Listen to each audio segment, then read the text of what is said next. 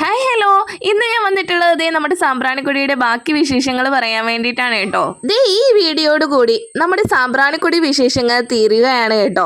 അപ്പോൾ കഴിഞ്ഞ മൂന്നാമത്തെ പാർട്ടിൽ ഞാൻ പറഞ്ഞിട്ടുണ്ടായിരുന്നു, ഞാൻ പൈനാപ്പിളൊക്കെ വാങ്ങി ഞാൻ അവരുടെ അടുത്ത് വന്ന പാട് ഞാൻ നോക്കിയപ്പോൾ വഞ്ചി കിടക്കുന്നുണ്ടായിരുന്നു. ഞാൻ ഫസ്റ്റ് അതിനകത്ത് കയറി ഇരുന്നു കേട്ടോ. അതേ ഉമ്മച്ചി നിൽക്കാനും ഭാഗത്തോടെ നിൽക്കുന്നുണ്ടായിരുന്നു. പിന്നെ ഞാൻ കയറി ഇരുന്നിട്ടാണ് കേട്ടോ അവരെ കൂടി വിളിച്ചത്. അപ്പോൾ ഈ ഒരു തോണിയാത്രയ്ക്ക് 100 രൂപയാണ് കേട്ടോ ഒരാളിൽ നിന്നും വാങ്ങിക്കുന്നത്.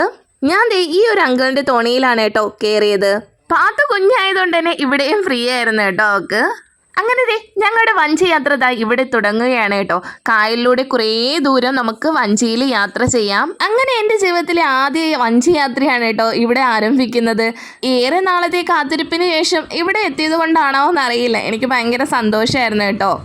അങ്ങനെ ഞങ്ങളിതേ മുന്നോട്ട് പോവുകയാണ് കേട്ടോ. മുന്നോട്ടുള്ള കാഴ്ചകൾ എന്തൊക്കെയാണെന്ന് എനിക്ക് കാണണ്ടേ നിങ്ങൾക്ക്? അപ്പോൾ അതിനു മുമ്പായിട്ട് ഞാനൊന്ന് പറയട്ടെ, എൻ്റെ വീഡിയോ ആദ്യമായിട്ട് കാണുന്നവരാണ് നിങ്ങളെങ്കിൽ ഒന്ന് സബ്സ്ക്രൈബ് ചെയ്തിട്ടിരുന്ന കാണണേ. നിങ്ങളുടെ സ്നേഹവും സപ്പോർട്ടും എനിക്ക് ഏറ്റവും വിലപ്പെട്ടതാണ് കേട്ടോ. അങ്ങനെ കായലിലൂടെ മുന്നോട്ട് പോകുമ്പോൾ ഒരു സൈഡിൽ വീടുകളൊക്കെ ഉണ്ടായിരുന്നു കേട്ടോ. പിന്നെ കായലിലൂടെ ഒഴുകി കിടക്കുന്ന തേങ്ങയും കണ്ടു കേട്ടോ. സത്യം പറയാലോ, 100 രൂപ കൊടുത്താൽ എന്താ, ഒത്തിരി നേരം നമുക്ക് കായലിലൂടെ നമുക്ക് യാത്ര ചെയ്യാൻ കേട്ടോ. ഹലോ, മനസ്സിനും കണ്ണിനും കുളിർമ നൽകുന്ന ഒരു അതിമനോഹര യാത്ര തന്നെ എന്ന് വേണമെങ്കിൽ പറയാൻ കേട്ടോ ഈ ഒരു യാത്ര. ഏറെ ദൂരം മുന്നോട്ട് വന്നപ്പോഴത്തേക്ക് കുറേ ഭാഗത്ത് വീടുകളൊക്കെ ഉണ്ട്. അതുപോലെ തന്നെ ഓരോ വീടുകളിലും പോകാനുള്ള വഞ്ചികളായിരിക്കും അതിൽ കായൽ കൂടി പോകുന്നതൊക്കെ കണ്ടു. പിന്നെ കുറേ കണ്ടൽക്കാടുകളൊക്കെ കണ്ടു കേട്ടോ.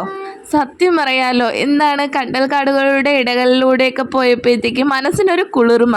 അതുപോലെ തന്നെ ഞങ്ങളിങ്ങനെ പോയിക്കൊണ്ടിരിക്കുമ്പോൾ അച്ഛനും മക്കളൊക്കെ നിന്ന് ചൂണ്ടയിടുന്ന കണ്ടായിരുന്നേ. ഞാൻ ഇതൊക്കെ ആദ്യമായിട്ട് കാണുന്നതുകൊണ്ടായിരിക്കാം എനിക്ക് വല്ലാത്തൊരു കൗതുകം തോന്നിപ്പോയി കേട്ടോ. പിന്നെ കുറച്ച് മുന്നോട്ട് ചെന്നപ്പോഴത്തേക്ക് ഒരു റെസ്റ്റോറൻ്റ് ആണ്.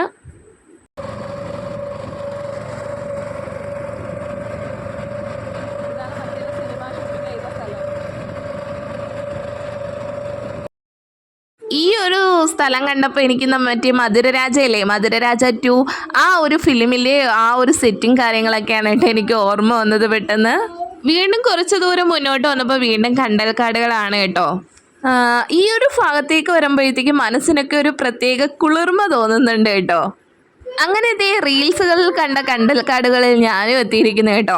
റീൽസുകളിൽ കണ്ടപ്പോൾ ഞാൻ സേവ് ചെയ്തിട്ടതാണ് കേട്ടോ ഈ ഒരു ഐലൻഡിൽ വരണമെന്നുള്ളത്. ശരിക്കും ഈ നമ്മൾ റീൽസുകളിലൊക്കെ കാണുന്നതിനേക്കാൾ വലുതാണ് കേട്ടോ ഈ ഒരു ഐലൻഡും ഈ ഐലൻഡിലെ കാഴ്ചകളൊക്കെ. അതൊക്കെ വന്ന് ആസ്വദിക്കുക തന്നെ ചെയ്യണം. പിന്നെ ഈ കണ്ടൽക്കാടുകളിൽ ഇറങ്ങാനുള്ള സ്ഥലമുണ്ട് കേട്ടോ. അവിടെ ഇറങ്ങണമെന്ന് ചോദിച്ചപ്പോൾ ഞങ്ങളാരും പിന്നെ വെള്ളത്തിൽ ഇറങ്ങാൻ നിന്നില്ല.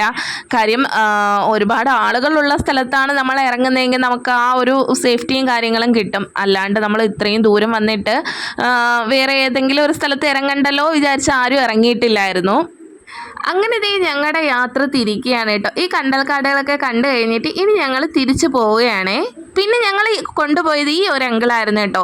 വള്ളത്തിൽ കയറിയപ്പോഴത്തേക്ക് ഭയങ്കര സ്നേഹമായിരുന്നു, ഞങ്ങളോടൊക്കെ നല്ല മാന്യമായി സംസാരിക്കുക. അതുപോലെ തന്നെ ഞങ്ങൾക്ക് പങ്കായൊക്കെ തന്നിട്ടുണ്ടായിരുന്നു കേട്ടോ. എന്താണ് പങ്കായ എന്നല്ലേ ഇത് കാണിച്ചു തരാൻ കേട്ടോ. ഈ സൈഡിലിരിക്കുന്ന സാധനമാണ് കേട്ടോ പങ്കായ. അങ്ങനെ അതൊക്കെ വെച്ച് ഞങ്ങൾ തുഴഞ്ഞിട്ടുണ്ടായിരുന്നു കേട്ടോ. പക്ഷെ നല്ല അടിപൊളിയായിരുന്നേ. പിന്നെ ഞങ്ങൾക്ക് ഓരോ സ്ഥലങ്ങളെത്തുമ്പോൾ അങ്കിൾ ഓരോ കാര്യങ്ങളൊക്കെ പറഞ്ഞു തരികയൊക്കെ ചെയ്യുമായിരുന്നു കേട്ടോ. അവിടെ അതൊക്കെയാണ് എന്നൊക്കെ പറഞ്ഞു തരും. പിന്നെ അതുപോലെ തന്നെ ഈ കണ്ടൽക്കാടുകളൊക്കെ ഉള്ള സ്ഥലം എത്തുമ്പോഴത്തേക്ക് അത്യാവശ്യം നല്ല സ്പീഡ് കുറച്ചിട്ടാണ് കേട്ടോ പോയിക്കൊണ്ടിരിക്കുന്നത്.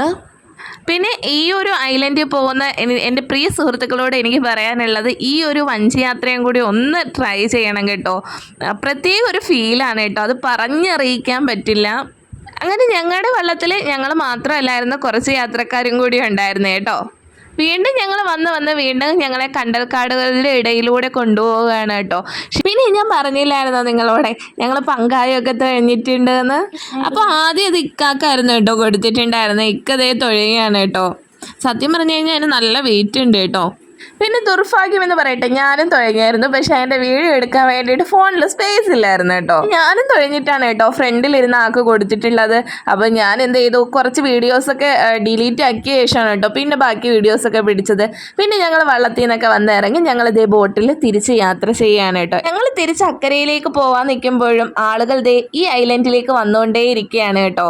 സത്യം പറയാലോ, ഈ ഒരു ഐലൻഡിൽ നിന്ന് തിരിച്ചുള്ള യാത്ര ഭയങ്കര വിഷമമുള്ള കാര്യമാണ് കേട്ടോ. എത്ര നിന്നാലും മതി വരാത്ത ഒരു സ്ഥലമായി പോയി എന്ന് എനിക്ക് തോന്നുന്നുണ്ട്. ഇനിയും ഞാൻ വരാൻ ആഗ്രഹിക്കുന്ന ഒരു സ്ഥലം ഉണ്ടെങ്കിൽ ദേ ഈ ഒരു ഐലൻഡ് ആയിരിക്കും കേട്ടോ. തിരിച്ചുള്ള യാത്രയിലും ഞാൻ ഈ കായലിൽ ഒന്ന് തലോടിക്കൊണ്ടാണ് കേട്ടോ യാത്ര ചെയ്യുന്നത്. അപ്പോൾ ഈ ഒരു ഐലൻഡിൽ പോകാത്തവരുണ്ടെങ്കിൽ തീർച്ചയായിട്ടും പോകാൻ നിങ്ങൾക്കും ഏറെ ഇഷ്ടപ്പെടും. അപ്പോൾ ഇനി ഒരു പുതിയൊരു വീഡിയോയുമായി പുതിയ വിശേഷങ്ങളുമായി ഞാൻ എത്തുന്നതാണ്. അപ്പോൾ ഇതുവരെയും എനിക്ക് തന്ന സപ്പോർട്ടിനും സ്നേഹത്തിനും വളരെയധികം നന്ദി. തുടർന്ന് സ്നേഹവും സപ്പോർട്ടും പ്രതീക്ഷിച്ചുകൊണ്ട് ഞാൻ ഇന്നത്തേക്ക് നിർത്തുകയാണ്. വീഡിയോ ഇഷ്ടമായി ലൈക്കും ഷെയറും സബ്സ്ക്രൈബും ചെയ്യണേ. താങ്ക്